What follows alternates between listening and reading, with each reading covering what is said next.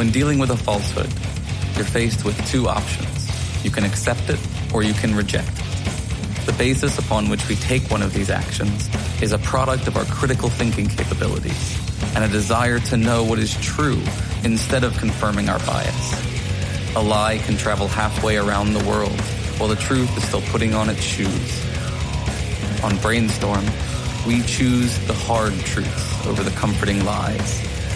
Reason, compassion, skepticism. This is the Brainstorm Podcast.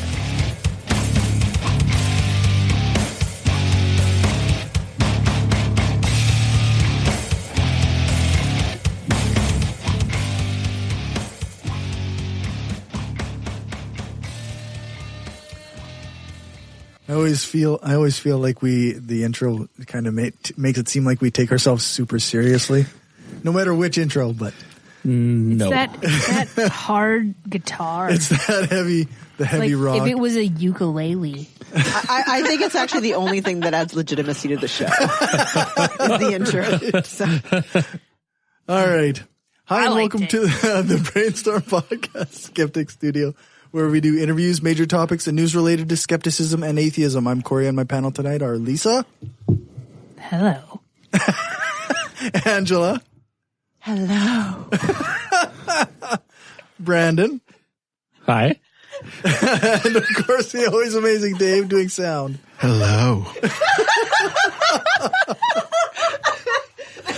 We're here in Roman Empire Studios in Regina, Saskatchewan, and today is March 16th.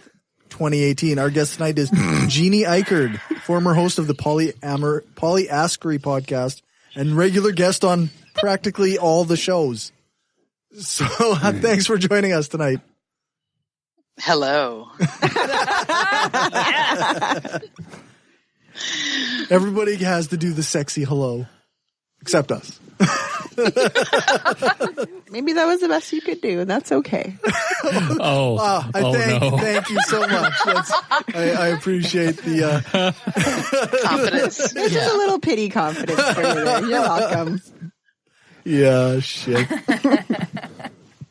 So I guess a good place to start is just to get you to tell us a little bit about yourself and how you joined the atheist and skeptic community. Oh, well, that's a topic. I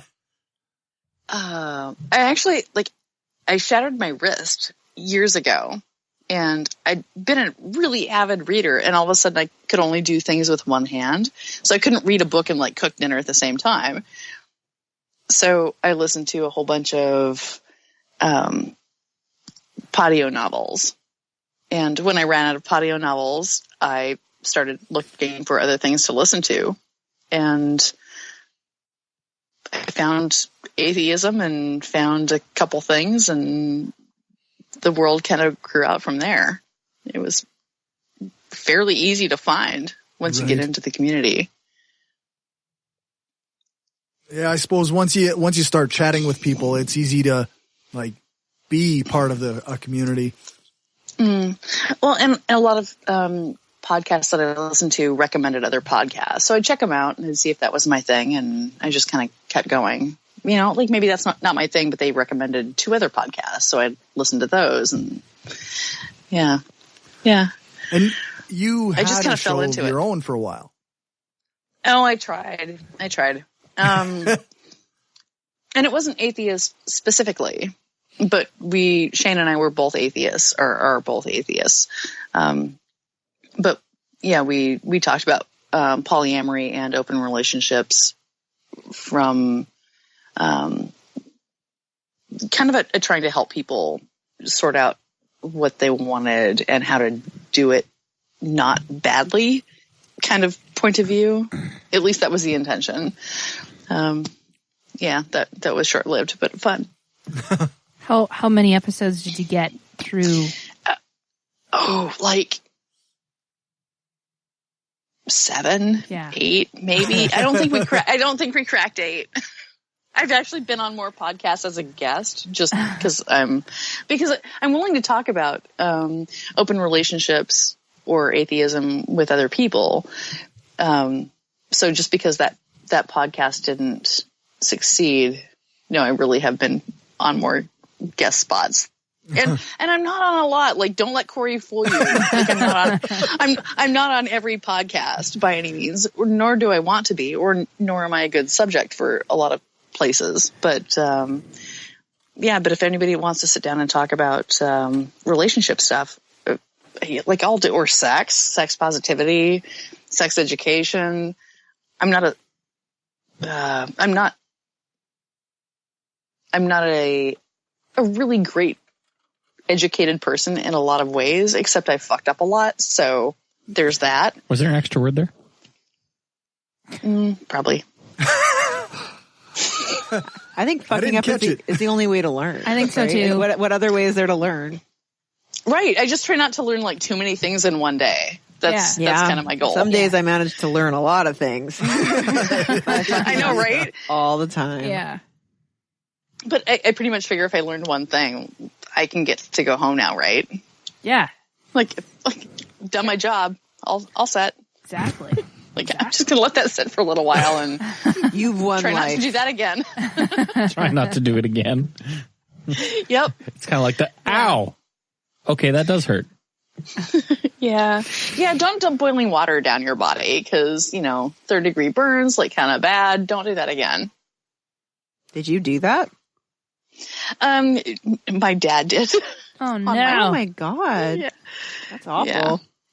Well, yeah, that's how you learn how to, like, not handle hot things or be in the way of people cooking. There's a limit. Like, I remember I had a friend, and he was really, like, let his kid learn and make his own mistakes. The kid's, like, 1, toddling around his business, and he was going to, like, push the hot water button to get tea out of the, the hot water out of the water cooler. I'm like, oh, my God, you got to stop your son from doing that. He's like, no, man, he's got to learn. I'm like, no, you don't have to burn your 1-year-old and teach them not. You can just be like, no, don't touch that. Like, there's this other way of stimulating this response. Yeah, or wait until they're 8.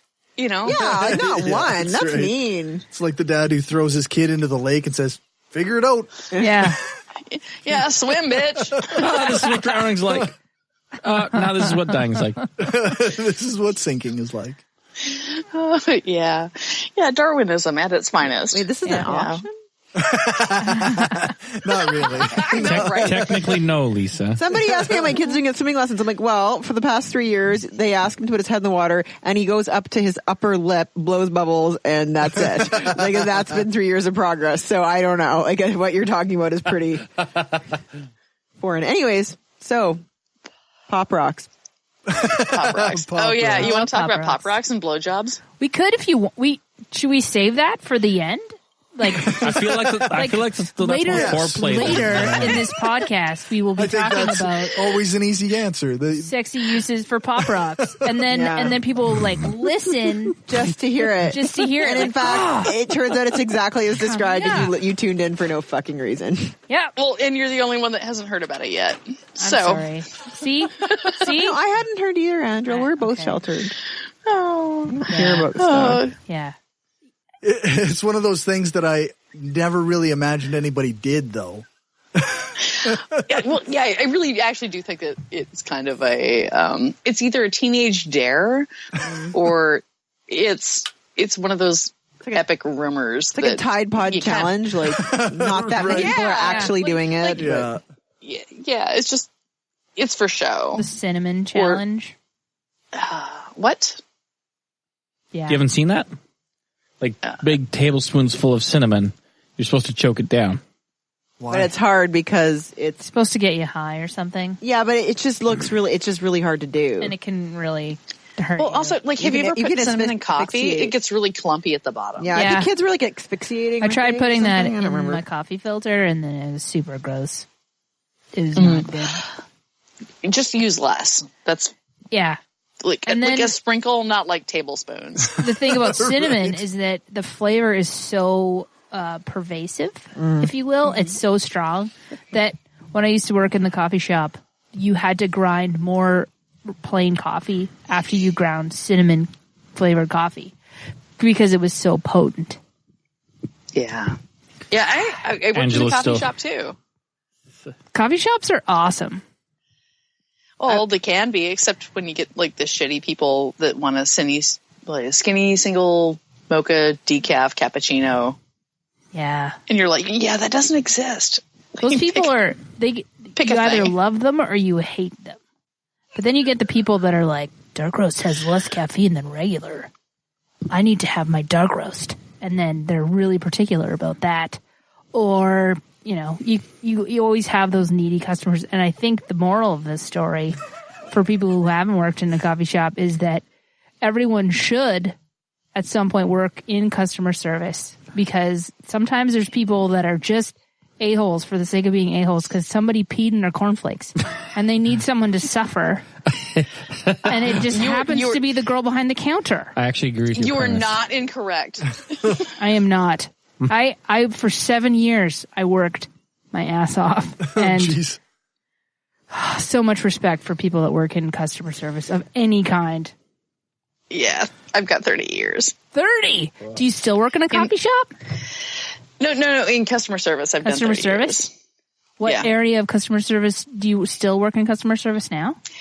No, actually, I went to warehouse work, and now I'm on like the important people team. Oh, fun!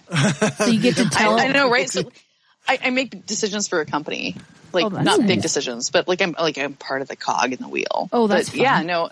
But I worked at a grocery store, in kitchens, in a movie theater behind the counter. I've done I've cleaned hotel rooms. I've worked at a lot of places. I worked at a dry cleaners for a while. Yeah, I've done customers. I have been around shitty customers of all sorts. And So you would have guys are all seen one of them. the gamut. Yeah. Yeah, you would have seen the gamut of customers with those types of jobs. No blue light in no UV light in the hotel room.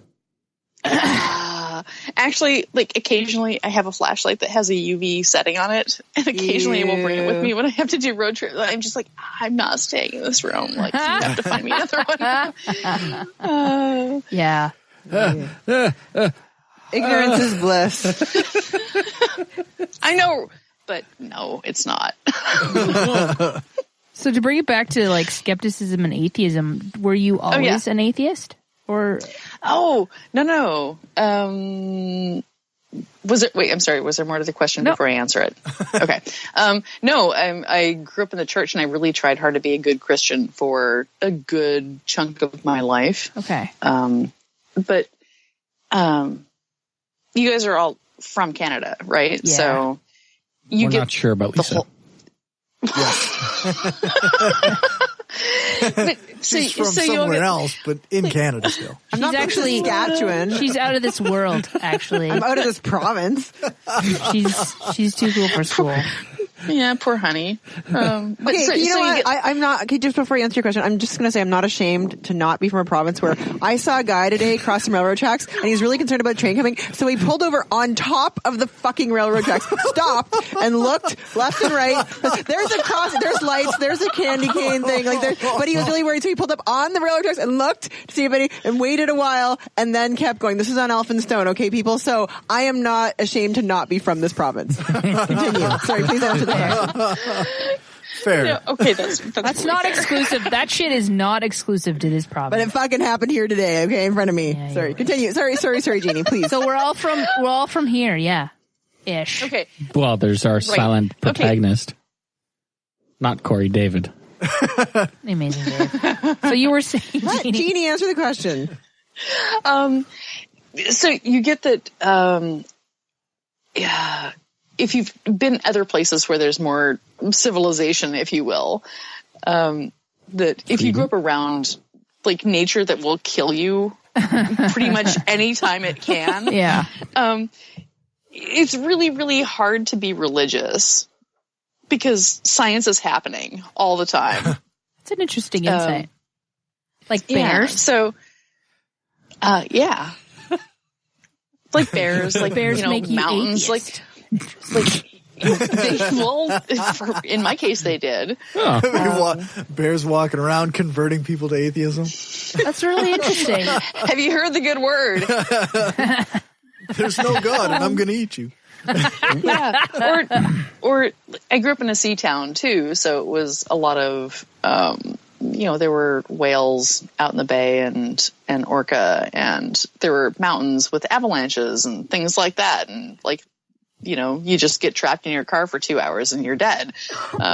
Right. So it's really hard to not think that science has some validity. Mm-hmm. So even though I had grown up with religion as part of my background and my culture, like what I had been handed, it was something that I just kind of like dumped my backpack out. And that's kind of where like the poly thing came in too, is I just started saying like, okay, so am I straight because I'm straight, or am I straight because I've been told that I am?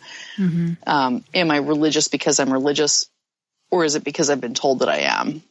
Am I monogamous because I'm monogamous, or because that's what's been handed to me? Mm-hmm.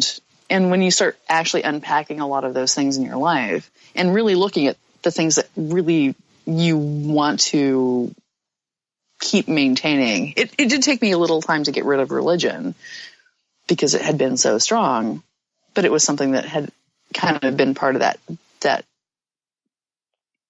shedding of things that were other people's assumptions about who I was going to be. Mm-hmm.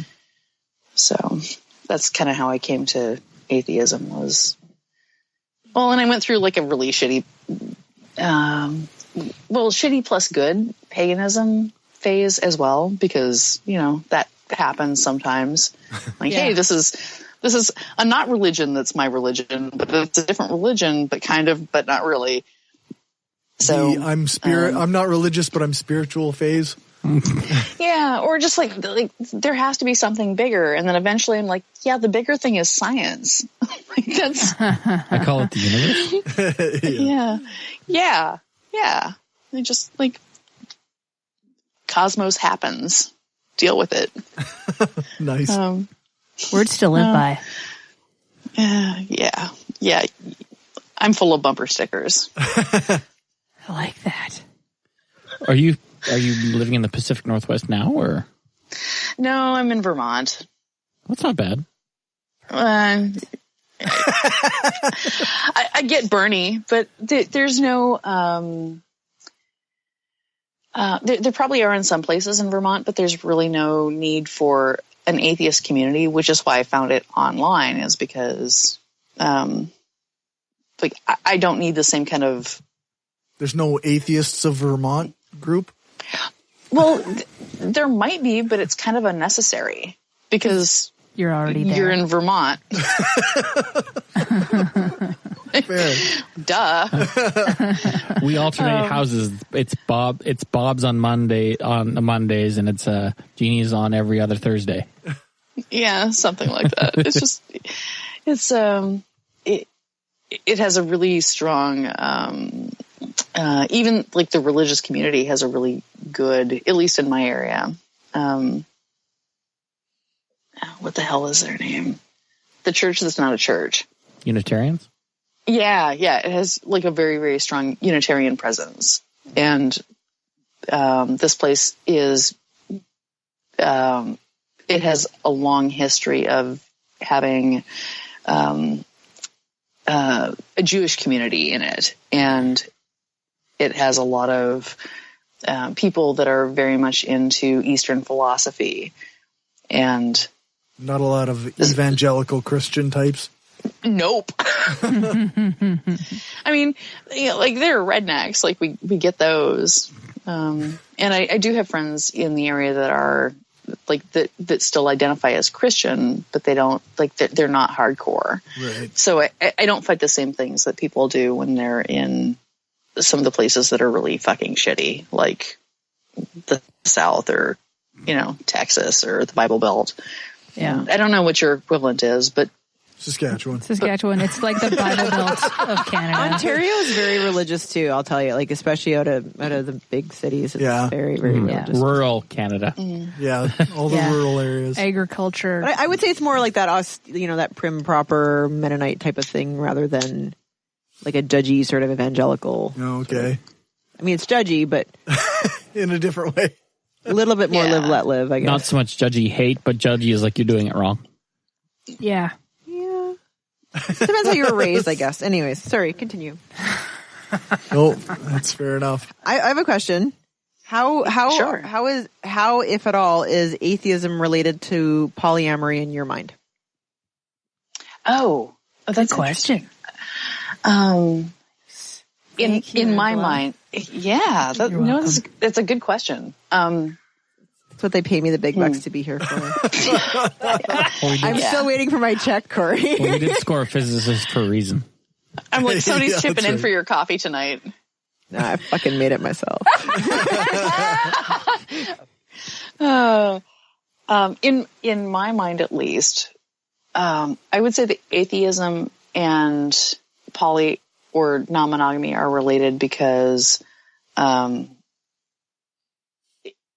it takes a little bit of mental fortitude to take yourself out of the expectations that other people have, like the life that you have grown up in.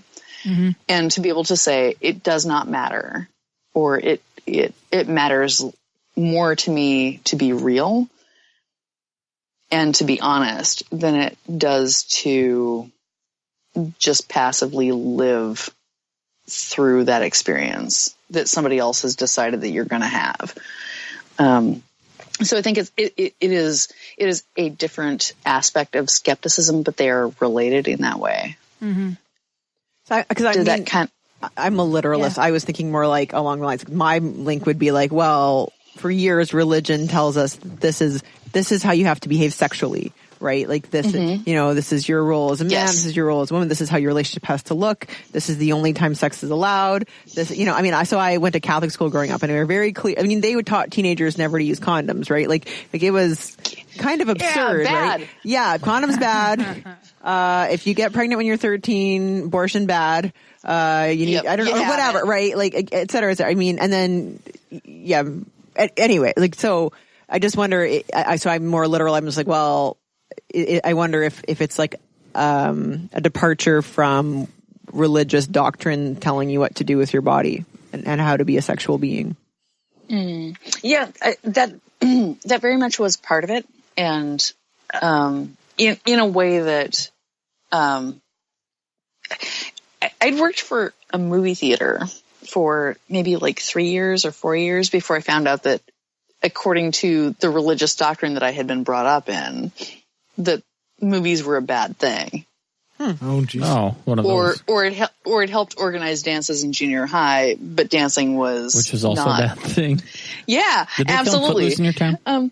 I'm just like, well, there's a whole lot of hypocrisy going on here, and it like it's Alaska, so you can either be like a pussy as a woman, or you can be like one of the participating members of the community. So Yeah. It wasn't really a choice. It was more like, well, do I want to participate? Do I want to be like, who do I want to be? And how do I want to be that person? And what ramifications am I willing to take socially or culturally to be closer to what I feel is the truth? Mm-hmm. So yes, in some way it really was and part of the reason that I did like the pagan thing for a bit was because it was a way of reappropriating sexual power. Yeah. And then I figured out that I didn't really need that part. I could just, like sex and define my own relationships, or just not like sex, and that would be fine too. But I didn't have to use somebody else's rules to do it. Mm-hmm. Yeah. When you deconverted, like, how did you feel about the period of time that you considered yourself a Christian? Like, did you feel like, shit, why didn't I become an atheist sooner? Did you feel like frustrated that you were kind of in the dark, so to speak, for an extended period of time? Or were you like grateful for that time that you believed in God, etc., and just kind of used it to kind of inform your life as an atheist and inform how you interacted with other Christians? Well, since a lot of my my biological family is and has been Christian. My parents met at a Christian college. Okay. And most of their family still is very. I'm finding out more and more as the years go by that they're less dogmatic than I thought they were. Mm-hmm. But the culture that I was raised in was very strict in like if we went to grandma's house for summer vacation, we were going to church. Like opting out was not an option. And so I really am culturally grateful for the background, because I think that everybody should have some sort of formal education in what religion or Christianity teaches, just to give you cultural context. Mm-hmm. So for that part, I'm grateful. But yeah, I was really kind of pissed when I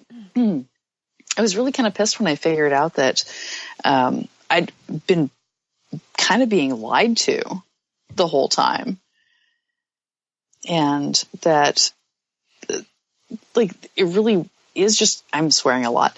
No, you're totally allowed. No worries. Not fucking allowed, Jeannie. So it's fucking cool, man. Yeah, thanks. Yeah, but like it's just a crock of shit. Like this whole thing is being.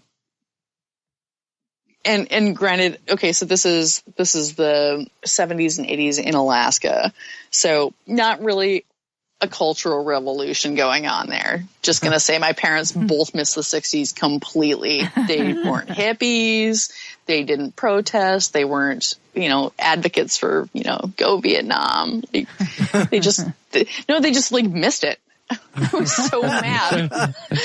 That decade is a thing for those people in the South. Well, like there were people all over the country doing activism things, or at least having an opinion. And nope, not my parents. Neither of them. Interesting. Was that an Alaska thing, or was it just your parents specifically? Well, it was timing. Okay. My dad got out right before Vietnam. Like he'd served his time. Okay. I think the Cuban Missile Crisis was like just ramping up. In his last 3 weeks, my mom spent most of her college years being sheltered and poor in this Christian college town, being nurtured by people that really sheltered her. Mm-hmm. Yeah, so they kind of missed the whole thing.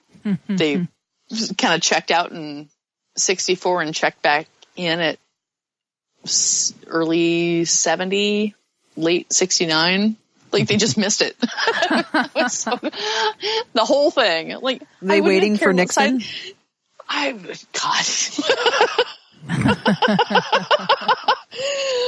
Apparently. This is bullshit. I'm going to wait for somebody a little more crotchety. Yeah. I want Reagan because he won't know what he's talking about tomorrow. But if you're raised in a very conservative sort of non major metropolitan culture, I mean, I can see that. I mean, not all young people are left leaning. Not all old people are inflexible geezers. I mean, there actually is variety in the human experience, and your parents represented a slice of humanity, right? Well, at the time, and my dad actually, I'm going to say like the 90s and 2000s, he really got way more progressive because my sister and I were both really challenging the fuck out of him and his expectations. Nice. And like he almost got better, and then he met this like nice Christian woman, and they prayed when they went on dates. And my mom is now, oh God, my mom, we hung out a couple of years ago for a while, and I was like, Mom, I think I'm an atheist, and she said, I think I am too. That's nice. So my sister, my mom, my nephew, please don't tell the father of her kids that that my sister's raising really nice atheists. But yeah, we it really was a different culture though, because it was so removed. So what you did for your neighbors, like no matter who they were, you pushed their car out, you shoveled their snow, you helped them hunt moose, you helped them package it. Like I don't care who you are. Yeah, we do that without the moose. Yeah. Well, I pushed a few people out last week. We shoveled driveways and we had cars out of we the have very little moose though. Snow. Very little moose. Yeah, like clean fish, change a tire. Like, so in some ways I was really lucky because as conservative as my dad was, he trained me to be functional as a human. Like, change the oil on your car. Yeah, you're 6. Like, let's go climb the roof and reshingle the house. Right.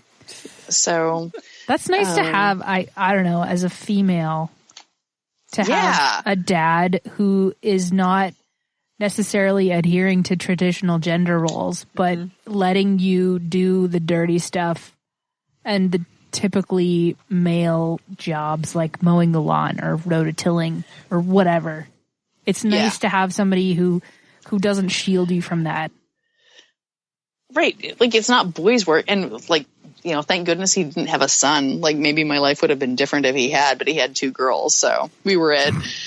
I was like, well, I guess you're it. So. But, well, and that was his method of babysitting too, because once my parents got divorced, he's like, well, I have to go do this thing. So come do it with me. Yeah. You know, like, let's run the table saw. Don't cut off your fingers. Scott. You still have all your digits. Yeah. That's awesome. So yeah, in a lot of ways, as frustrating as that part of my life was with religion, my dad didn't conform to any of that. So it really stumps me that he's, you know, I actually asked him, I was like, hey Dad, like, do you really believe in the 70 creation? Do you really believe in like biblical timeline? And he said yes. I was like, wow, that's really weird. I thought you were so much more scientific minded. And it stumped me because this is, and maybe it's him regressing a little bit into a comfort zone.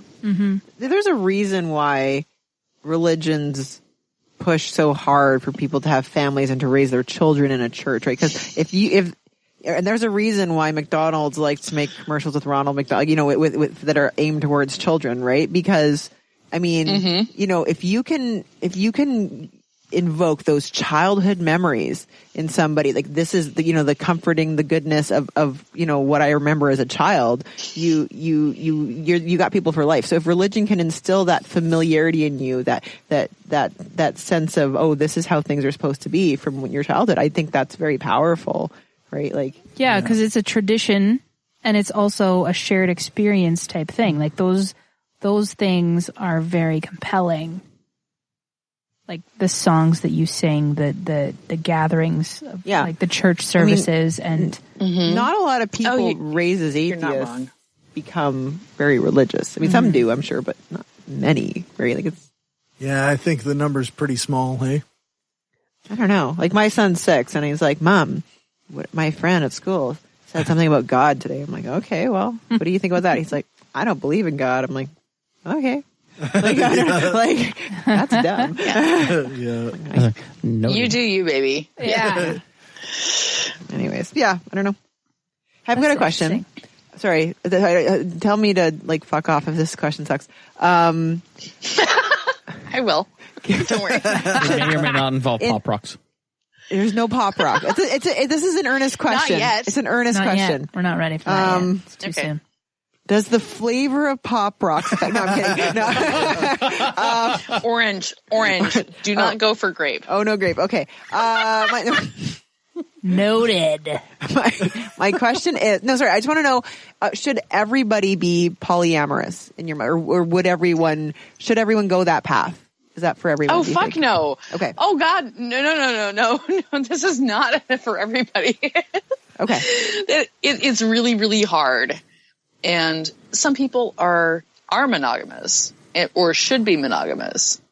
And some people should be poly but aren't. But I think that a lot of the things that the queer community and the poly community or the non-monogamous community can teach people who want to be monogamous is how to have better relationships. So what do you mean by that?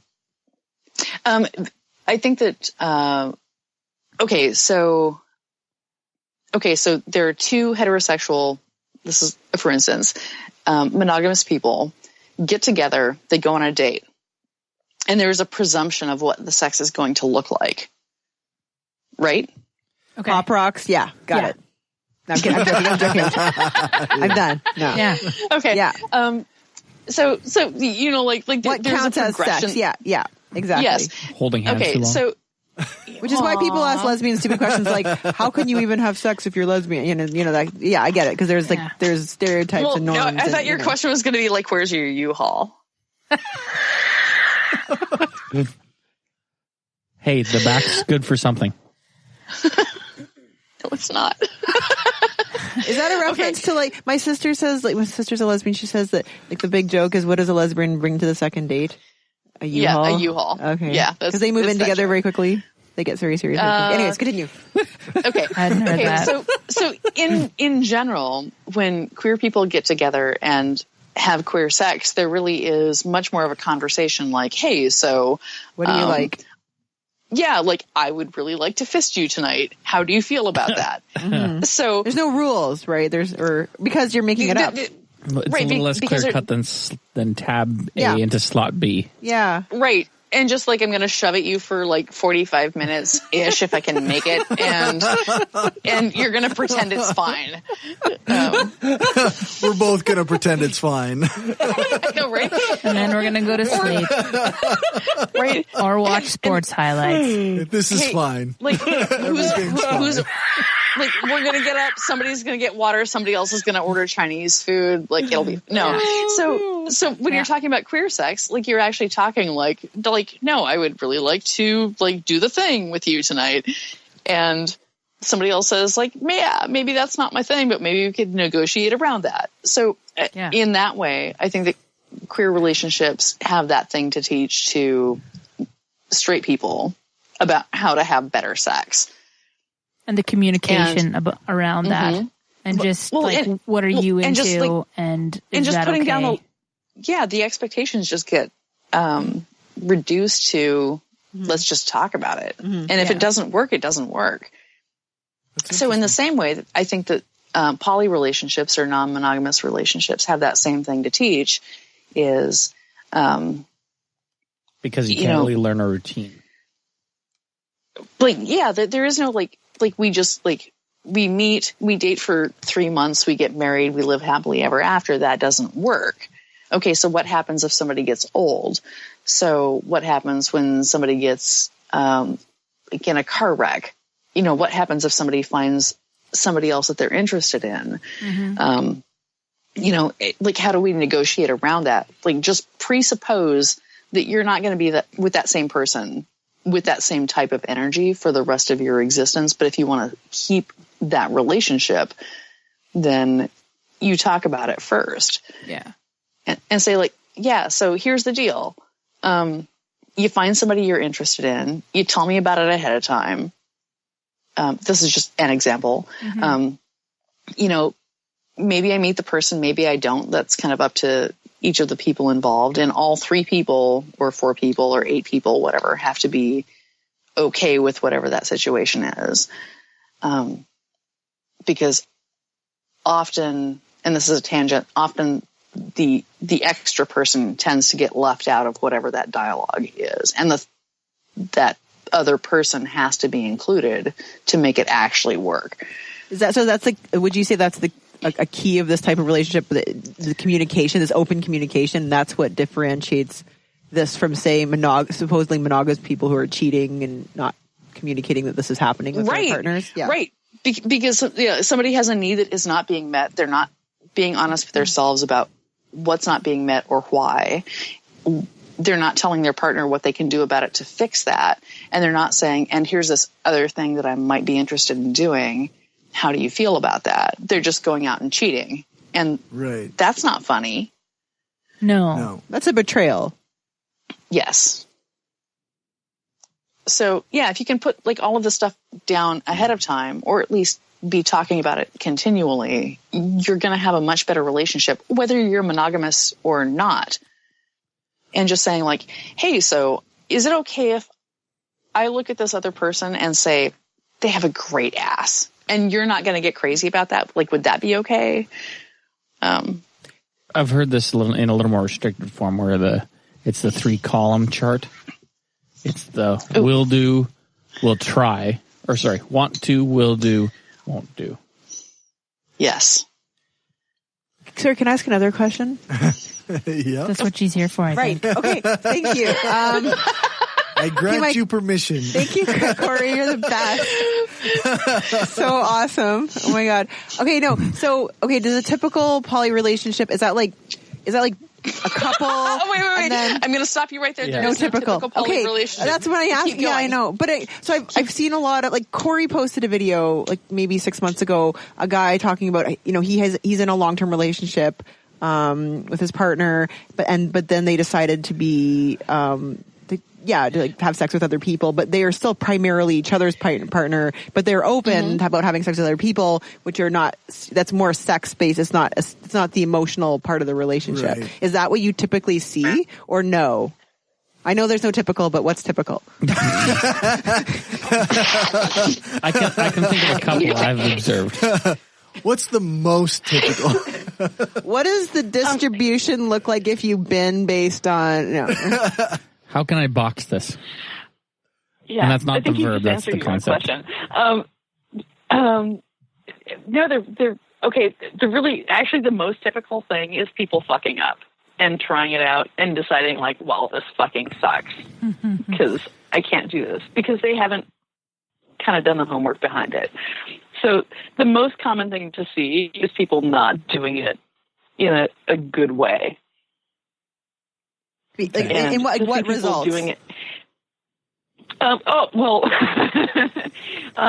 Shitty breakups, the community, fighting over friends,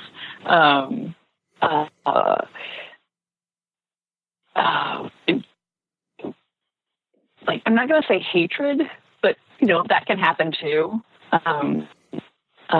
Just like a really disproportionate. Like, I had this expectation of you going into this thing, and you didn't meet those, but didn't express them. So you did this incorrectly. It's more like that sort of dynamic. So people are coming. So people are coming at it from like an open, like they're still being open that this is what's going on, and yet they're finding that it's not working for them. Right, because they haven't been honest, like really honest with like what they need. They can't say, like, I need you to be home every night right now, or like Thursdays. Like, I want those to be our days. Like, please don't schedule anything on those days. Like they can't tell the other person what they actually want, and they can't say why. So they can't say. Things like, it bothers me to see you holding hands with the other person in public. Can you not do that until we've had more discussion about this? But then you have to go back and unpack, why does it bother you to see that other person holding somebody else in public? Right. So it really, really comes down to a really brutal of both being honest with yourself and being honest with the other person. And sometimes, like, I've heard people that do things like, you can fuck anybody you want to, she just can't be prettier than me. And I don't want to hear about it. Like, to me, that's kind of a level of cheating, but that's my own personal judgment that I put on that. Mm-hmm. For some people it works, and then they find other people, but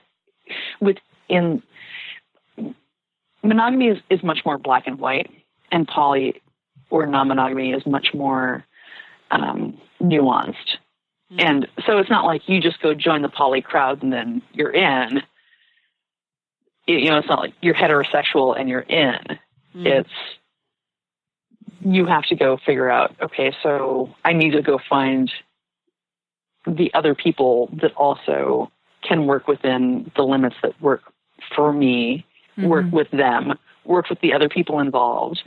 So, yeah, really, this is a complete myth that I will bust right now, is a lot of times non-monogamous people don't have more sex. They have less because our criteria is much more picky. And if you add anything else on top of it, like kinky or gender issues, like your dating pool gets really tiny very fast.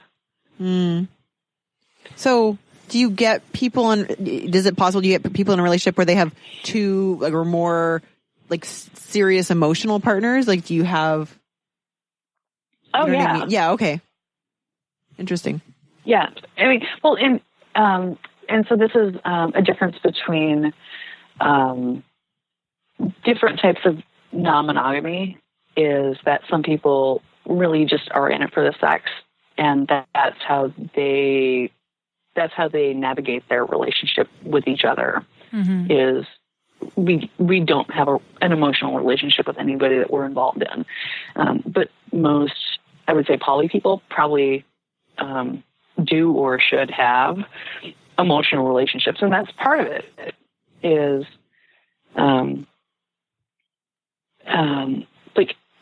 pick any person in any of your pasts. Have they ever been everything for you? You wanted to go out dancing, dancer, but you have you're a museum kind of going guy. Like, you want to go look at some really, really pretty art, but your partner doesn't. So you find those other friends. And so poly or non-monogamy it doesn't expect that one person to be everything for you. It just expects them to be some things for you. If you have that primarily two-way dynamic that also includes other people. And then there's another version of non-monogamy that includes, well, this is my art-going friend. This is my dancing friend. This is my we do fine foods friend. This is my snuggle friend. This is my we fuck each other's brains out friend. So that one doesn't come out in public.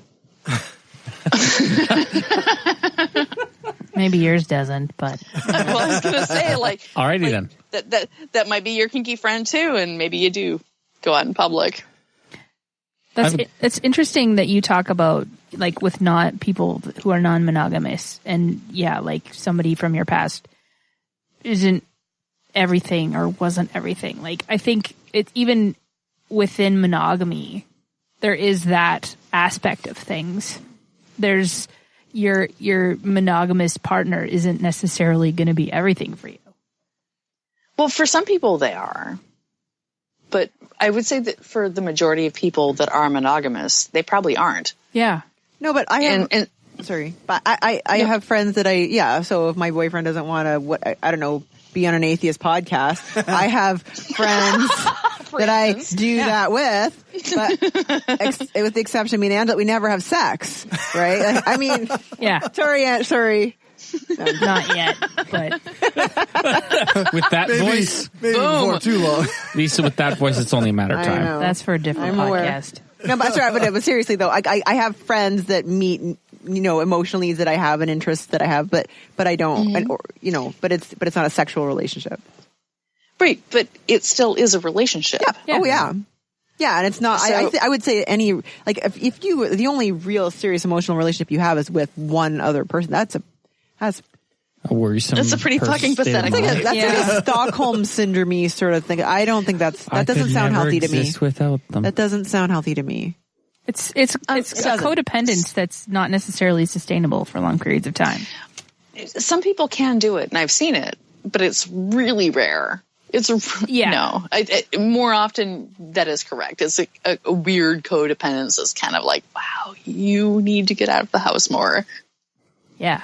Can I ask, have you met any monogamists who you just you look at them and just no, that you're not a monogamous. You may be in a monogamous relationship, you're just not willing to change yet. Oh, is there like there's gaydar? Is there like She's laughing. polydar? Is that what you're asking? Kind of, yeah. Polydar, yeah. Yeah. More than I can count on one hand. I will honestly tell you that. Probably Really? more than two. How Oh, can you yeah. tell? Is it just an instinct thing or what? I don't know. I think it's more, I know that they're smart. I know that they're willing to work on things. And I will still tell people, like, here's an option you might not have thought of. And it might not be for you. And I'm not trying to push you into this, but you might want to like roll that around for a little bit.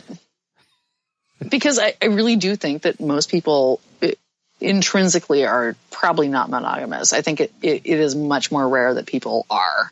Mm-hmm.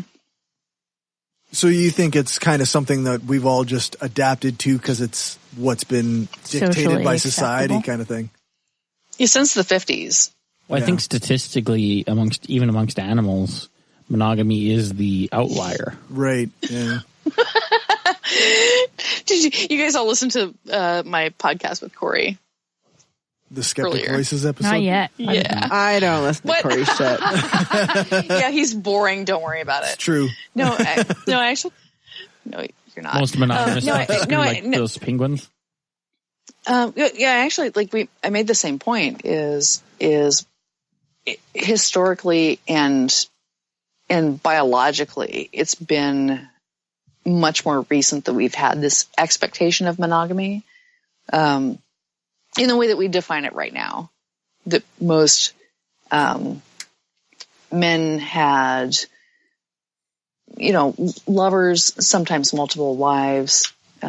Sometimes women had multiple husbands, but not usually. Sometimes women had A pool lovers. Yeah, the cabana boy. Oh yeah. Mrs. Robinson. boy. Yup. I'm a fan of the cougar. Like, go Cougars.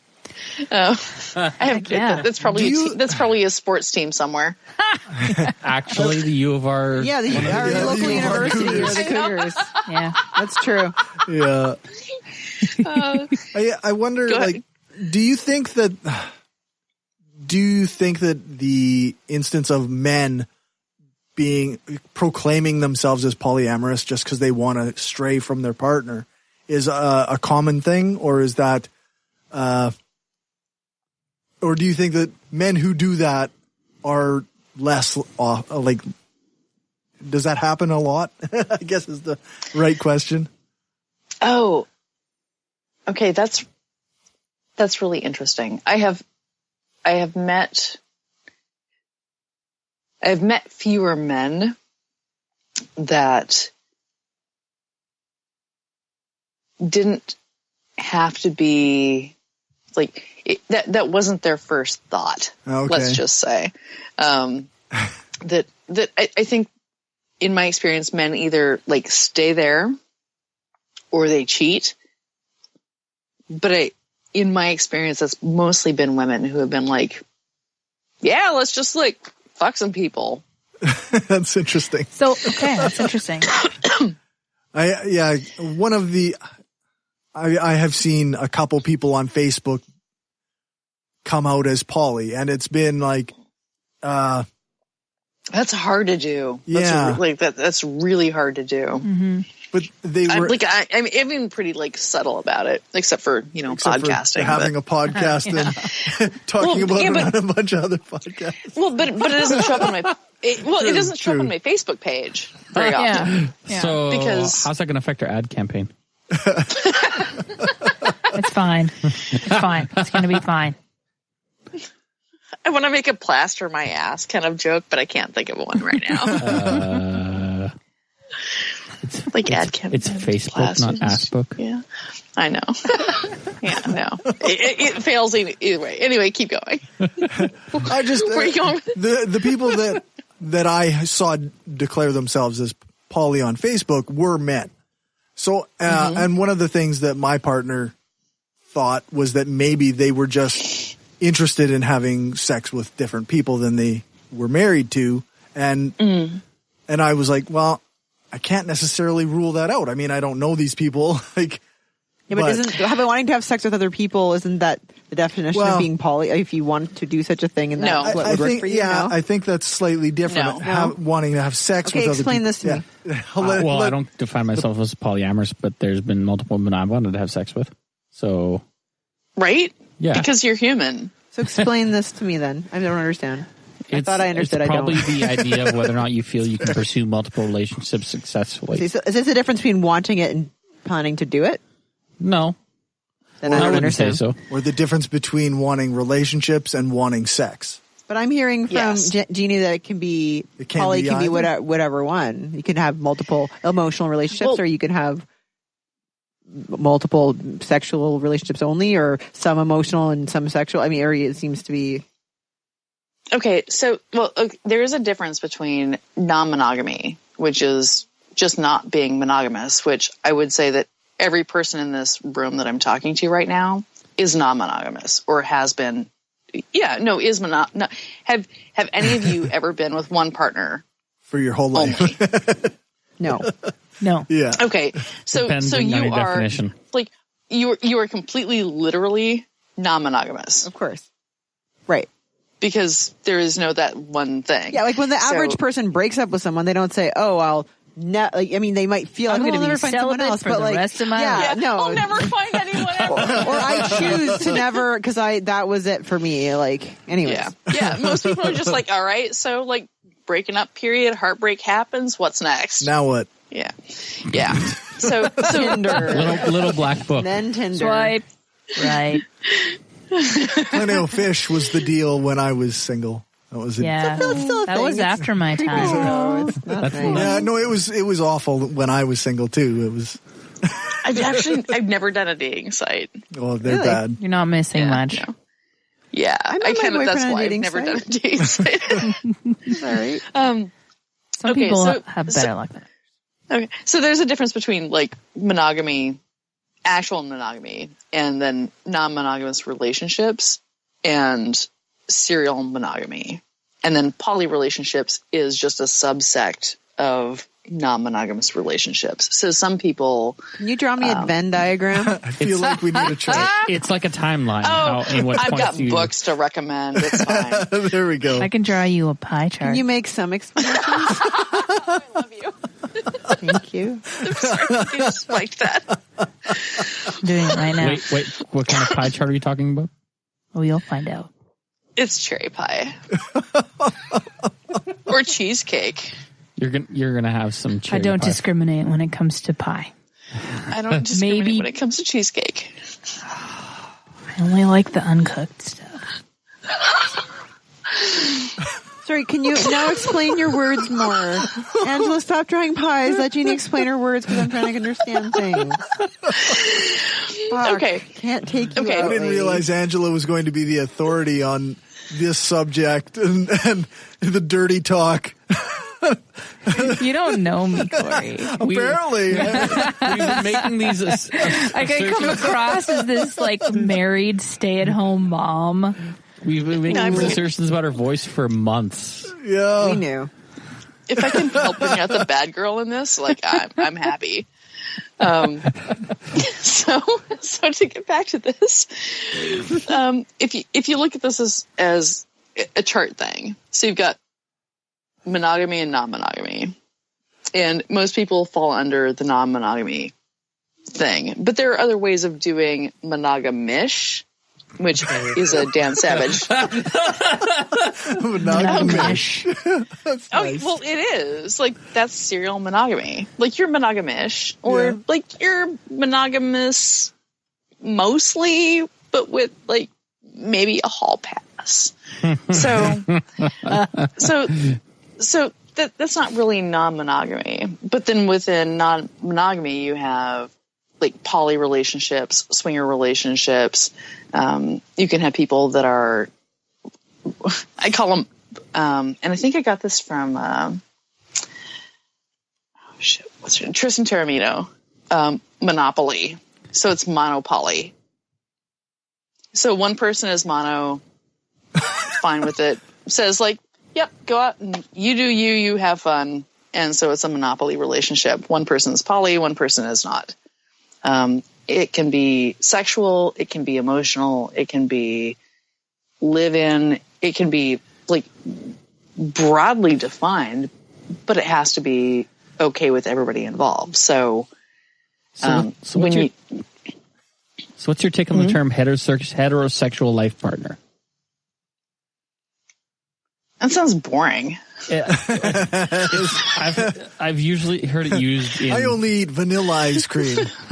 Well, No. no, vanilla's good. No. Heterosexual life partners... You're making me eat With pistachio. whipped cream. No, I follow vanilla that, but heterosexual sprinkles. life partner is a term used for usually for two guys who are such close friends they might as well be married, but neither of them is likely gay. Girls use that term as well sometimes. Yeah. They just really like hanging out with each other. So they're bros. Yeah. Yeah. They spot each other at the gym. She hasn't finished answering her question. That's true. So much derailing. No, we're on track right here. Have you listened to our podcast before? Yes, often. I'm sorry. On track is for me, like on my own behalf. I'm sorry. I listened to your podcast and I'm sorry.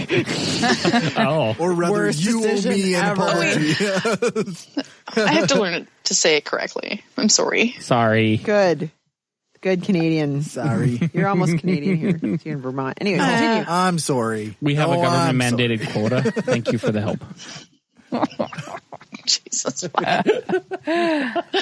were we talking about I don't heterosexual life partners? But we were talking about monopoly. Yeah, no.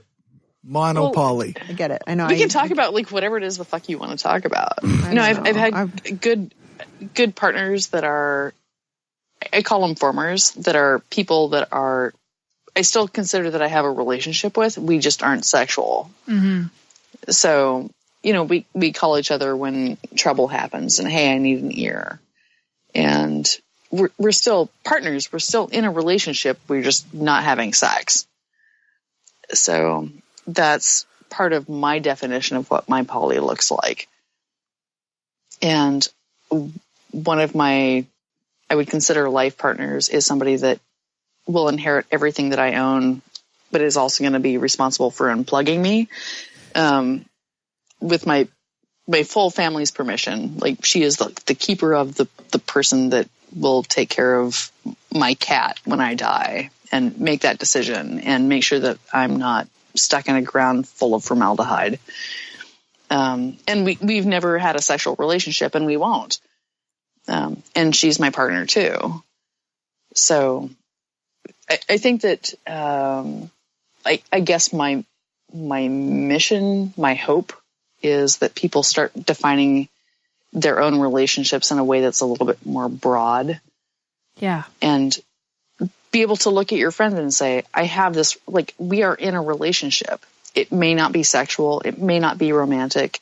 It may not be financial, but we are in a relationship, and I choose to be in this relationship with you. I think that's a really interesting and positive way to look at it. It's a good takeaway because sometimes when you're steeped in fundamental religion, it's hard to deprogram yourself. It's really hard to love, and it's really hard to feel free to define people in those ways. And it's like, even just outside of the boxes, take the boxes away. Exactly. Yeah. And just to have those meaningful relationships with people, like you said, with people that you might not be sexual with, but just have, like a heterosexual life partner, somebody that will unplug you and refuse to have you pumped full of formaldehyde. Yes. It's interesting. I mean, for me, because I was steeped in religion for 20 years, and then I eventually got out of it, and it takes a long time. I don't know if you've noticed, but there's a period of time where you're not, like, you're still an atheist, but I mean, it's a spectrum that you run the gamut. There's still some things you can't let go of. Yeah. Quite yet. Yeah. And there's things that like caring about what happens to your body after you die. Totally. Ditch. I just want to be go to planted Bonnie in Farm. Bonnie Farm? Yeah. Like the cemetery forest thing? Yeah. Like, I want to be dumped half naked in a half pool of moldy water with 2 rings and a pair of underwear. Like, I don't care. Nice. Like, use me for forensic science. Like, that's fucking cool. Yeah. Oh, one of those body farms. Okay. I want to be put in a burial pod and have a tree planted on top of my head or whatever part of me is closest to the surface so that I can feed life. Yeah. After. Give back. Yeah. If I wasn't just planning on donating my body to science, I'd do something like that too. I want to do both of those things. After you're done looking at my innards, put me in a burial pod and plant a fucking maple tree on my head. Aww. And with that note, let's do a quick ad break. We'll come back with Jeanne Ikerd right away here For Angela's burial in pods. about, I think, 2 minutes. If you like what we're doing and want to help us keep the lights on, go become a patron at patreon.com/Brainstorm Podcast. You can hear the bonus half hour that we record every episode and get a shout out when you support the show. Become a patron for just $1 an episode at patreon.com/Brainstorm Podcast. Or you can support the show by ordering a t-shirt, mug or other gear from our store at caffeepress.ca/Brainstorm Podcast Gear. If you can't afford to become a patron or buy gear, then why not give us a rating or write a review on iTunes or Stitcher? Every rating makes it easier for people to find us. Thanks for your support. Tired of living in a culture of lies, fake news, and alternative facts? The Pro-Truth Pledge reverses the tide of lies by calling on politicians and everyone else to commit to truth-oriented behaviors. Take the pledge at protruthpledge.org. We take you now to a conversation being shouted across a hillside. What? I said I'm trying to come up with a promo for this podcast. What podcast? The Geologic Podcast. What? The Geologic Podcast. Oh, Harab's pointless meanderings, skeptical observations, ridiculous musical interludes, and not a hint of geology. Well, all right, maybe a little bit of geology, but it's not worth it. Ah, come on. He's got the religious moron of the week. Geo's mom reads Jay-Z lyrics. Pointless. Ask George. Oh, who cares what the bastard thinks? Interesting fauna. Oh, great. The horoscope. Garbage. Not the Bible. Boring garbage. Misinformed science. Stupid garbage. True adventures of the Philadelphia Funk Authority. Ooh, white Ukrainian boy playing drums in a funk band. Must be fascinating. What, none of that is appealing? Not even a wee bit. Great. Don't tune in then. I won't. Fine. Fine. Great. Great. Fine. Great. Great. You said that already. The Geologic Podcast. Pointless, but free. GeologicPodcast.com. Okay, so we're back. We're back. We're back. As a guest, I'm going to officially state for the record that it really sucks that I get to watch you guys interact, but I can't hear you. I'm sorry. Yeah. We were talking about pop rock. The whole time. Entire time. Party on. Totally. Okay, so I originally had a plan for this segment, but And it went awry. yeah, I drove truck for my dad all week because he came down with a lung infection, so I didn't have any time to do anything. Is he doing any better? He's quite a bit better today. Good. So Good. Cory is like the nicest Super son. nicest guy that doesn't he go to pays me. church. I don't do it for free. And suddenly, all down the tube. Cory's actually a dick. He puts a cold, heartless front out there To hide his inner cold, heartless front. but he's actually a big softy underneath. Fake softy? He's a softy. A fake softy sounds like a dessert It does. or Like something. whipped cream base. Sounds like it's something that I need to try. Yummy. It also, I mean, not graham you, cracker it's crust. Like a space. It also kind of sounds like a guy's version of strawberry I have a jello. A fake Whipped softie. It's just like, Now I'm thinking about dessert. I can't do it. Yeah. I need takeout. All right. So as I was saying, I had a plan, You had a plan. but it They haven't didn't come planned. through. I couldn't get the editing done. So before I get into just random headlines, I think you wanted to talk about. There's been some stuff bubbling. I don't know how much you've been exposed to or have read and talked about, watched about how the Me Too movement has affected the people that consider themselves atheists and are a part of the community, if you can call it that. I'm gonna get myself in so much trouble. Why? Okay, so when Me Too first started, one of the few things that I did, like I sent out some messages to a couple of friends. I'm like, this is gonna fucking turn into a witch hunt fast. And we, like, as much as we are a community or not a community of atheists, we're gonna get affected too. Yeah. And I was at ReasonCon, and so I was part of that whisper gallery of people that had heard about Lawrence Krauss. Like, just be aware. Right. Make good choices. Yeah. Warn other people if you can. So I've been part of that. And I'm also friends with somebody right now who is going through a lot of retroactive Me Too shit. And I'm in his camp. So, like, I'm not the best person to ask because I'm not unbiased in a lot of different ways. I think we all have our own biases, though. Yeah. Yeah. I'll talk about it, but yeah, I'm in a position where I have a friend, like maybe even the same one you're talking about, that has had some stuff come back and has kind of been abandoned by a lot of people he considered friends.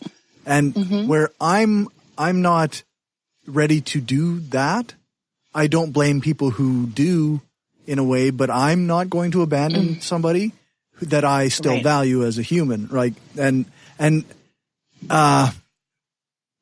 I still get to place my own, I get to take everybody else's perspectives into evaluation, but it's still at the end of the day, my own judgment. Right. It's my own call to make is to, will I still be this person's friend or not? Mm-hmm. I remember, we had multiple discussions last year about whether or not we were going to have Richard Carrier on. And he has had some allegations against him, and he is currently in a lawsuit against people who have written about those allegations. So I don't want to say a ton of things about it, but we kind of as a group decided that we would not promote him. And I feel as a person with a platform that I do have a responsibility to maybe not promote somebody that's been in these positions in the past, but I still, as a human, I can't abandon people I care about. So it's like these two things. Like I can't promote somebody who's been accused in a way, but I also can't abandon them. So it's kind of a weird dynamic. I'd actually really like to hear like all of the hosts kind of give their own perspectives on how they're feeling about this whole thing right now, because it's huge. It's going to blow up. It's going to get worse before it gets better. Like what do we do? What do you think? How are you reacting?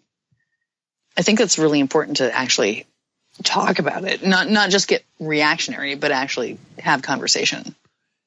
Yeah, it's because, well, I know that there's instances where like even people around accused people are questioning themselves and whether they should be reacting the way they are, and how can we necessarily make help the person make amends for doing wrong in the past or whatnot. Like, it is an interesting, troubling. Like, I don't know where we should be.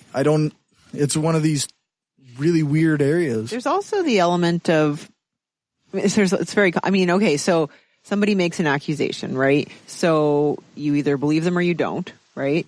I think most of us tend to err towards, my instinct is to err towards believing somebody who says they've been victimized. Yeah. Now, then we get into gray areas, because let's say I believe somebody, but we end up making these judgment calls on how bad was this, right? Like, so if you look at somebody like the Bill Cosby's, that's really fucking bad. Right. I believe you. He's a horrible human being. That's easy, right? Yeah. But the shades of gray become really hard. Like the Aziz Ansari's become really hard, right? Because I believe what was written in the article. Yep. But it certainly wasn't on level with Bill Cosby. Right. I don't think it didn't seem like it was criminal. No. Was it yucky behavior? Yeah, maybe. Yeah. Does it mean I'll never watch one of his comedy specials again? Maybe not. Do you know what I mean? Like, so it becomes like, you know, there's such a spectrum here. And then of course on the other side of it, I think it is a legitimate thing to worry about people. Yeah, the witch hunt aspect of it, the being able to it is a very powerful thing to be able to destroy somebody's reputation. Or their career by making an accusation, and whether or not, and even if the accusation is believed by the victim, maybe you know what I mean. Maybe it wasn't. I don't know. Maybe they perceived it in a different way. Maybe it was a miscommunication. You know, it's really hard, and it's difficult. Sorry. So you all know people who are like put up with a lot of shit, and on the other end of the spectrum, you also know people that just claim victimhood. Yes. In whatever scenario as often as possible. So then there's that whole thing that you have to throw in too, is not only do you have to look at who is getting blamed, but you also have to look at who's blaming them, and you still have to make your own value judgments. And that's like it's hard. Like you said, it's not a black and white scenario. It's not an easy thing. So there was one big, eye-opening case for me was several years ago. There was a Canadian, radio show host named Jeanne Ghomeshi. Thank you. I was about to name a guy from work who has a similar name, which I'm glad I didn't say his name. Don't do that. Jeanne Ghomeshi, not the guy from work. Sorry, Jeanne. No. Sorry. No, that guy. Anyway, so it was kind of as I remember, like he did some things that were bad and criminal. And he ended up getting acquitted for, I don't know, to me, dumb reasons. But anyway, so I think he was actually a pretty bad guy. But I read a really interesting blog article at the time where this woman wrote, you know, a lot of people are saying, well, I gotta let the courts handle this. I'm going to reserve my judgment until court decides, blah, blah, blah. But the thing about that is that what she wrote in the blog was, no, I mean, I'm allowed to have an opinion. I'm allowed to read what these women say have happened to them and say, yeah, I believe you. And since I believe that that's what happened, that's shitty. And you're a piece of shit, right? Like, I'm allowed to say that. I'm allowed to come to that conclusion. I'm allowed to have that opinion, right? And I strongly believe it. I strongly believe that. And he was acquitted in court, and I think it's despicable because I think he clearly did it. Yep. It was clearly criminal. And it was, anyway, so it was terrible.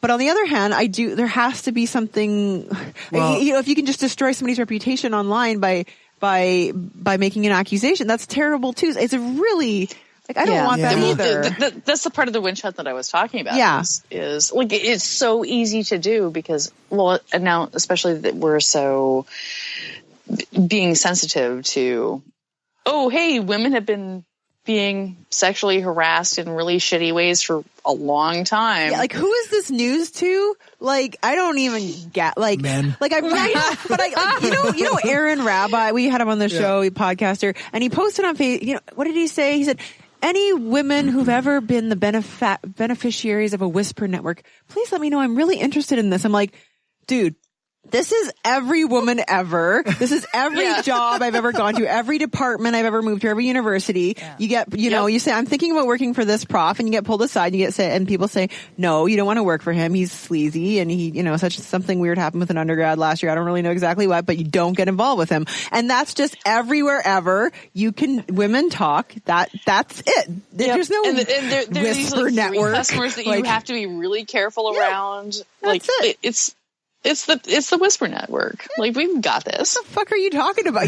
Has anyone ever? Yeah, I exist. Like, of course. Like, right. I have boobs. I don't live under a rock. So yes, of course. What are you talking about, dude? I think it's really interesting how different people have reacted to it. Like, I think some people are worried that it's becoming a witch hunt because you have the different ends of the spectrum with the Harvey Weinsteins and the Aziz Ansari. Like, those are two very different things, but I think it's an important part of the conversation that we're starting to have, and that women are starting to feel empowered to speak about their experiences. And I think the men and some women who are becoming defensive about these stories are worried that, like, they don't understand that these accusations aren't always criminal. It's not always a charge that's going to be laid. You can't always say, "Oh, we'll wait till it comes out in court." Right. No, right. because it's not the same thing. And I think we're having this conversation just like we're having conversations about gun violence in the States, and we're having conversations about truth and reconciliation in Canada, and we're having these conversations because we're feeling empowered to speak about our experiences. And I don't think it's necessarily like I get frustrated with the people that are trying to shout down the victims that are coming forward, because it's really hard to talk about those things. I mean, for me, thinking back to the different experiences that I've had, and the sexual assault that retroactively I realized that, oh, okay, so that's what that was, you know, and realizing, okay, I can talk about these things, and I think it's important that we continue to have this conversation, like you said, and not reactively, and not in a dramatic, accusatory kind of a way, but in just there's sharing. There's a lot of gray area. There is, but I think it's genuinely important to have a conversation about what I'm okay with and what I'm not okay with. Lawrence Krauss thought it was okay to rub the palm of his hand up someone's skirt, and she didn't confront him, but I mean, and he didn't think he was doing anything wrong. And I think we're at a point, hopefully, it might just be a blip on the radar, where we can talk about those things. And the men that are like, well, I can't even flirt with women now. Well, fuck that shit. You're just not doing it right. You better, If you think you're that much of an asshole, and that you can just like feel somebody up, and then they're going to be like, I want to sleep with you now. Like, no, but that's not how it works. But I think you're making a really good point, is that women do need to be much more direct about, like, definitely about how we communicate with other people. Like, dude, like, that's just not okay. And be able to lay that down. And the other part of that is, you don't get to have buyer's remorse. You know, like, I've made some fucking stupid decisions, and like I'm sexy like, regret, you mean?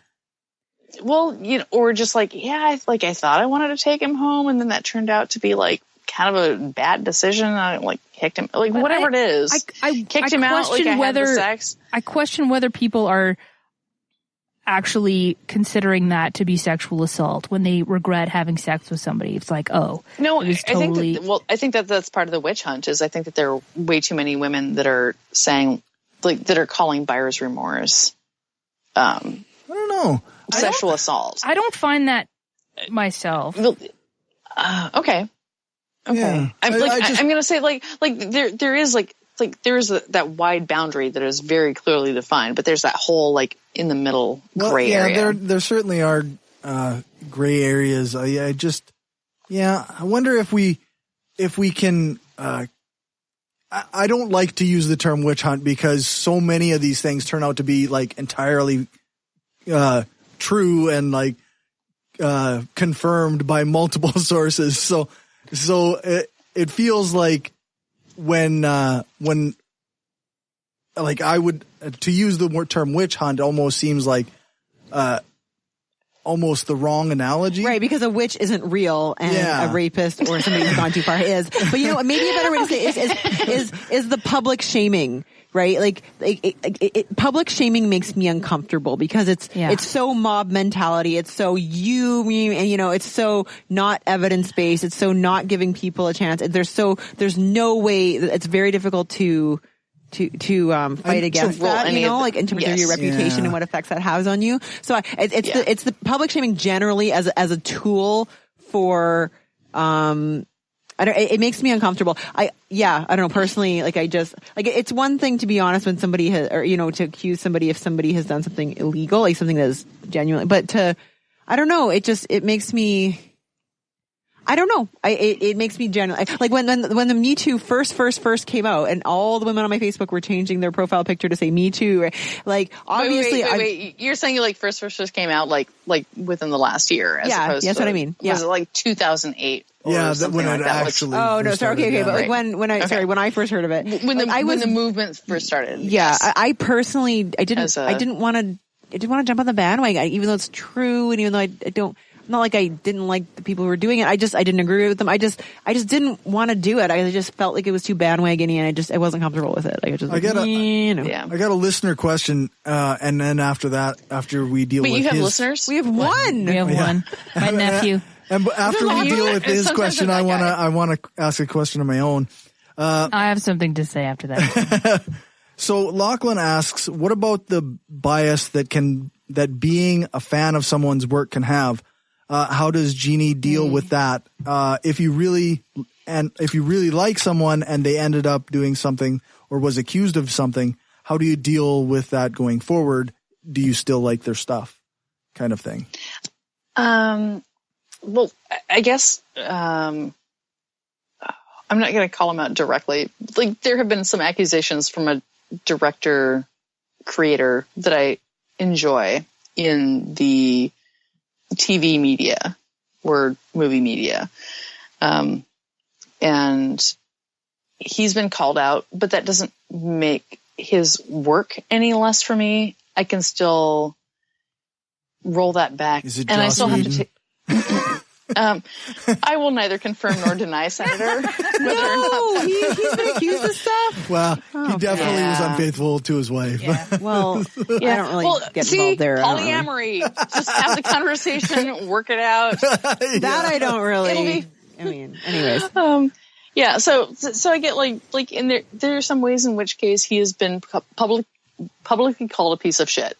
Yeah. And like I get that, but that doesn't make the fact that I don't find value in the work that he's created. Right. I'm going to say like maybe a little less with Bill Cosby. I can't watch the Cosby Show. That's different. Like, that's not being unfaithful to his wife.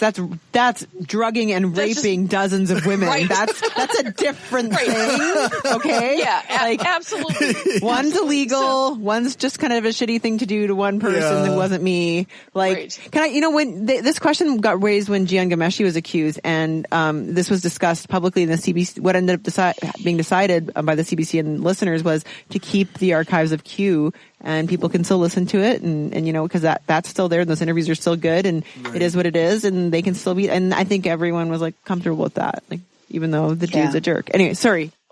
I think no, you're on the right path. I'm sorry. Keep going. Yes. It's just that talk. in the artistic medium, when you're not doing something as a solo artist, there's a lot of mixing of labor that goes on.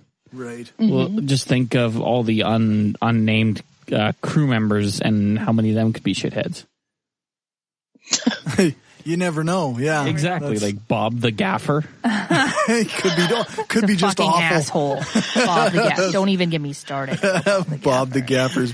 Can I say pictures? Can I say something? Eyewitness testimony. I think where you get a lot of guys being defensive of of the people who are getting accused, like especially men, is that they're worried about like has something in their own past, has that behavior, if they push too hard and you know, is that the problem, you know, like, because they're thinking, oh, did I ever do that? You know, like, I think that's men are trash. Well, no, but some women can be terrible too. I just think that, I think that, but I think with men worry that they have done something unintentionally in their past that they don't even know, like they didn't know at the time, and maybe if it was, you know, published on Vox, they'd be like, oh shit, that's super embarrassing. Like that, in retrospect, but it didn't seem bad at the time. And also, I think a lot of men have the perception. Did you see that monologue by what's his face? Atheist guy, kind of a jerk, because it's show on HBO. Gervais? No. Bill Maher. He had this whole spiel about how it's only sexual harassment when the woman's not interested. Right? Like if a man she's really interested. I mean, in a lot of cases, a man who's really interested in he's sorry. Are you okay? Yeah, no, I just followed around the wrong way. It's all good. Okay. But I'm just saying, like let's say, you know, like something even as innocuous as, hey, do you want to go out, or are you interested in, or you know, interested in doing this, or sort of touching somebody's shoulder, or whatever, you know, some sort of relatively innocuous contact.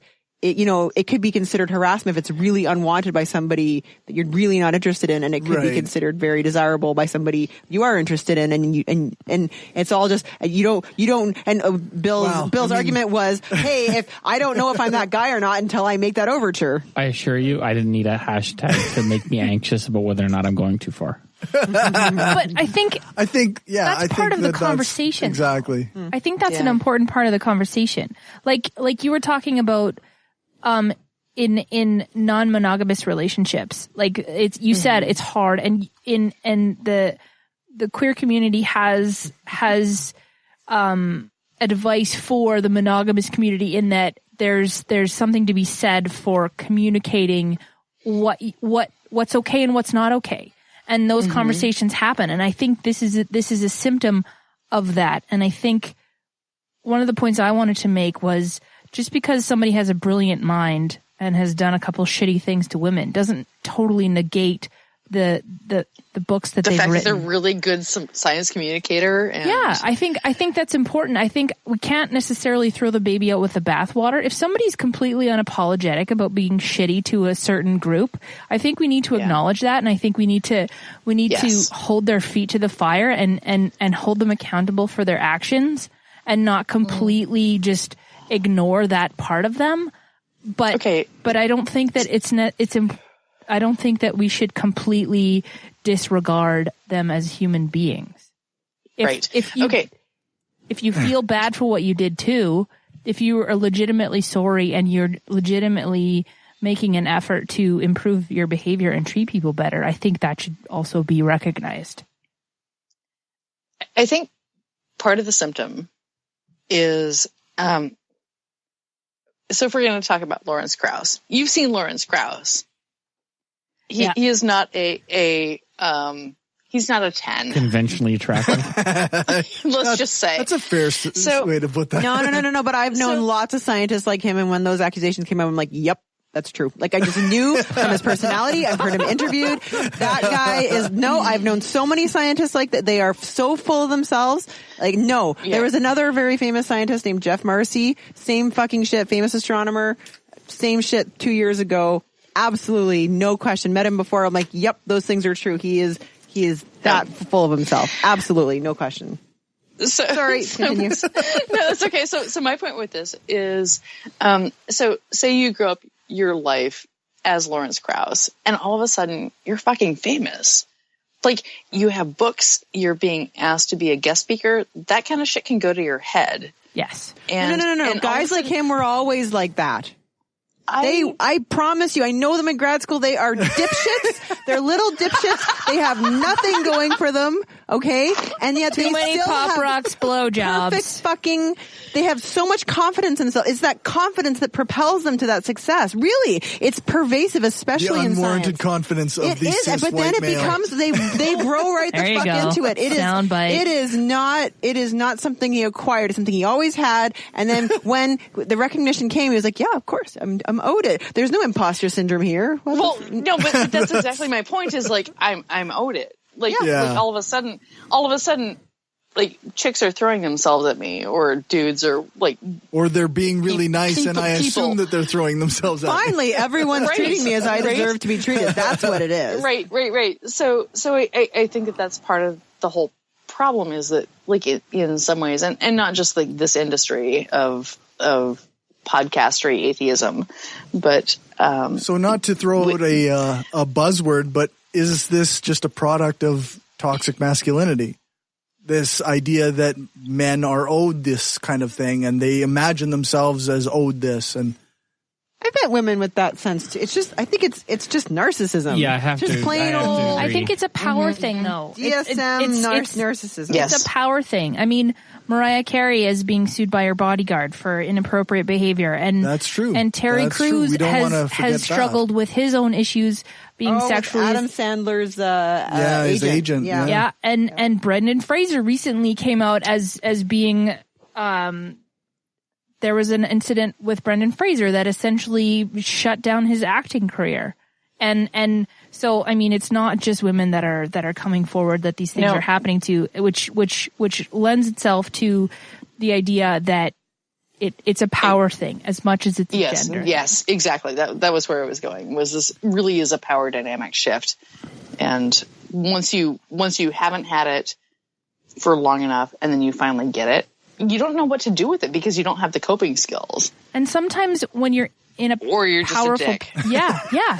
And sometimes when you're in a powerful position, you often go unchallenged. If you're a celebrity, and you have a group of people who are just hanging off your every word and doing everything and only giving you red jelly beans and pushing you in an office chair to the stage so you don't have, and toweling you off after a shower. I mean, sometimes you get to that point where you just don't, there's nobody challenging you. Nobody's saying, that's a fucking dick move. Why did you do that?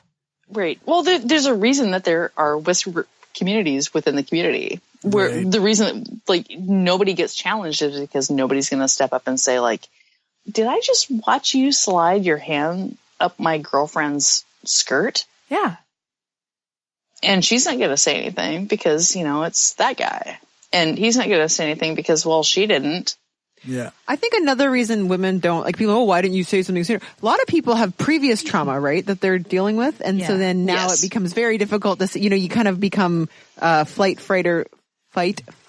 or freeze, right? Yeah. And you just you get like, and you just don't know what to do because you're re-traumatized. You're just like, this is how I respond when this happens. I just the whole why didn't you say anything question. It just seems like such a victim blamey, like move. It's just such a shitty thing to say. One thing that I came to realize after deconverting and after kind of no longer being a part of a patriarchal religion, I find that I have to kind of fight against putting men on a pedestal of sorts, like having like there's the four horsemen of atheism, and okay, it was almost a natural progression to kind of like, okay, I'm going to watch all the Sam Harris shit that I can find and all the Dawkins These are my stuff. new gods. Exactly. And I'm going to put this person above, like Matt Dillahunty says, don't have heroes. And he just balks at people saying, oh, you're my hero, man. You're my hero. And I think there's a lot of truth to that. And I've had to really come to terms with the fact that my upbringing, the religion that I was a part of, the family that I grew up in, it was really strictly patriarchal. And there were times when I was becoming involved physically with men that I didn't realize that I could say no. I didn't realize that there were situations more than I would like to freely admit that I felt like I had no other choice but to go along with it. And my head was saying no, but I couldn't get out of that situation. And yes, by all accounts, because it's male attention. Well, in a way it is. And you feel like in hindsight, I realize, holy fucking shit, I could have just gone home. I could have just said, you know what, I'm not into this. I could have just said, I need to get a cab and go. Yeah. You couldn't. move your hand away from my whatever. But I couldn't. I felt frozen. And in hindsight, I'm like reliving these experiences with the new lens that I see it through. And I'm just feeling sick. And I feel like there's a lot of women that are coming to those conclusions. I haven't spoken to them personally, but I feel like there's those people. No, you're totally right. That are like, oh, wow. And I think that's why we're getting these articles about Aziz Ansari, because there's those that is just it's the norm. It's more common than we're letting ourselves believe. And if the point of an article like that about Aziz Ansari is to let women know, hey, look at this through this lens, not let's tear this guy down so he never works again. That's a different thing. Well, that's a conversation rather than a Did you read the article, The Cat Person, the story that woman wrote? Yeah. You did? Oh, yeah. And I mean, that was a similar article. Like it was a nonfiction, or it was fictional. It wasn't. Wow. I mean, but it rang so true for so many people. Like, there was a lot of, and that was part of the realization for me. It's like, holy shit. If I may, we talked about this last night at a skeptics group I was at, where a lot of people are and had coming out. A lot of women in the skeptics are coming out of situations like Angela, where there's a very male-dominated scene. Right. And they've dealt with it just kind of like Angela did with it, just assumed. Right. And I think the skeptics owes it to them to be better than that. I think we have to be. I think we do too. More but I think immediately critical. There's a lot of people that are expecting that when somebody comes out with their experience, they're expecting their, like the video that Christina Rad released today. She speaks about how the court of public opinion is different than the court of law. Yeah. And when you're in the skeptic atheist community, there's an expectation of evidence of and concrete videotape or photographs, but eyewitness testimony is also admissible in court, and previous complaints and previous history, like whether speaks to behavior sort of thing. Exactly, those things are admissible in court, and I think that there's the nature of the skeptic community / movement, if you can call it that, is such that people aren't readily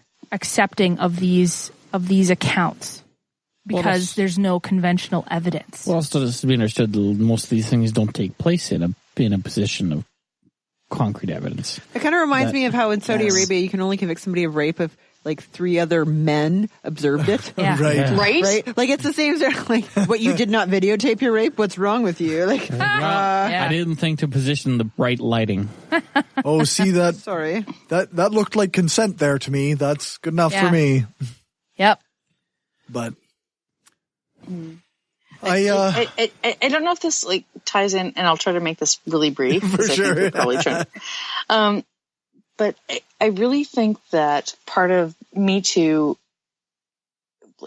we exist in a culture of dichotomies, and I get Me Too and like the passion and the rage and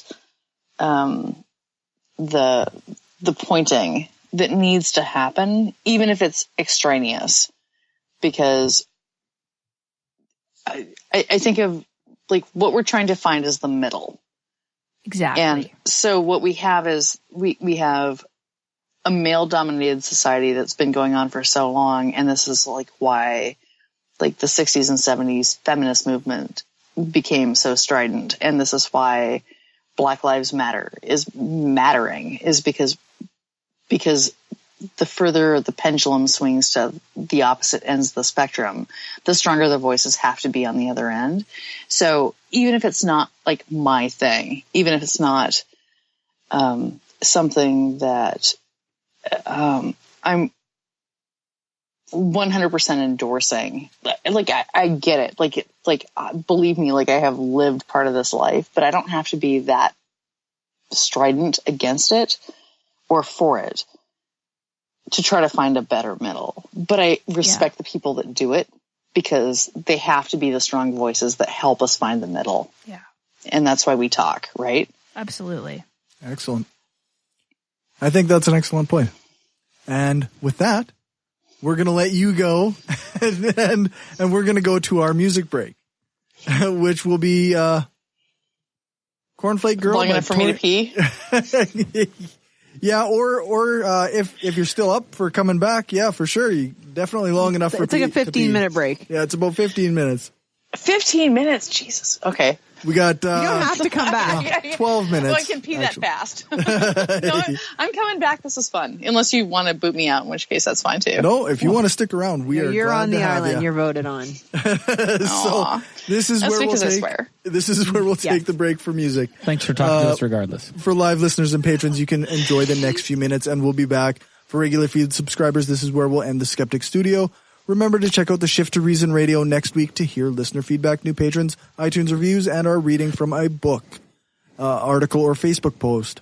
This week's music: Cornflake Girl by Tori Amos, No Light, No Light by Florence and the Machine, and Now or Never by Halsey.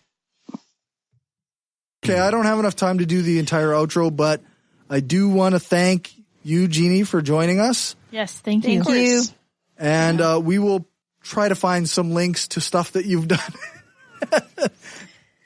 Actually, the only thing, just link Opening Up, Tristan Taormino. Link that book. Okay. Consider it done. Okay. For live listeners, stick around for the after show. You can go to brainstormafterhours.com and listen to the bonus content before it goes patrons only. Thanks for listening, and remember, the truth matters.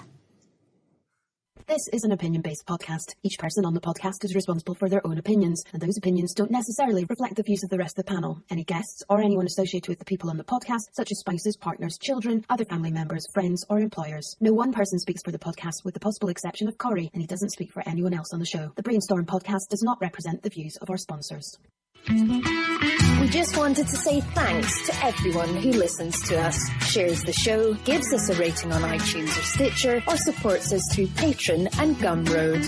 We don't have a lot of interactions with our listeners, but what we have had proves that we attract some of the best people around. Smart, kind, and cool. An audience truly worthy of the titles hardcore and woo-free. Thanks for helping us make the world a smarter place.